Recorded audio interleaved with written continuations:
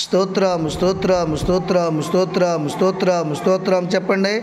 స్తోత్రం స్తోత్రం స్తోత్రం స్తోత్రం స్తోత్రం స్తోత్రం స్తోత్రం స్తుతి స్తుతి స్తుతి స్తుతి స్తుతి స్తుతి స్తుతి స్తుతి స్తుతి స్తుతి స్తుతి హల్లెలూయా. స్తోత్రమయ్యా స్తోత్రమయ్యా స్తోత్రమయ్యా స్తోత్రమయ్యా స్తోత్రమయ్యా స్తోత్రమయ్యా స్తుతుల మీద స్తోత్రాల మీద ఆస్తుడైనవాడా, కృపామయుడా, ప్రేమమయుడా, కనికర సంపన్నుడా, ఆశ్చర్యకరుడా, ఆలోచనకర్త, బలవంతుడైన దేవుడా, నిత్యుడగు తండ్రి, సమాధానకర్త, అధిపతి, నీకు వందనాలు స్తోత్రాలు రాజా.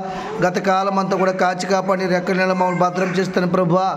పసిబిడ్డలందరినీ క్షేమంగా ఉంచుతాను ప్రభువా. ఈ దినము తన ప్రభువా నీ మందిరంలో తోడుకు వచ్చి ప్రభువా సండే స్కూల్ జరుపుకోవడం వీలు కలుగు చేస్తున్న తండ్రి, నీకు వందనాలు స్తోత్రాలు. ఈ దినము నీది సమయం నీది తన ప్రభువా. నీ అంటే భయభక్తులు కలిగి జీవించే భాగ్యం దయచేయండి. ప్రతి ఒక్కరిని దైవజ్ఞానంతో నింపండి తన ప్రభువా.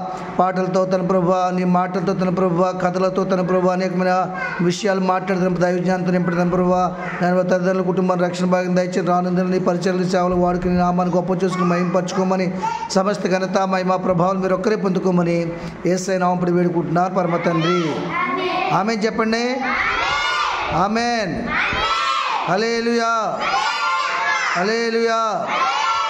స్తోత్రమయ్యా. Hallelujah. Very good very good.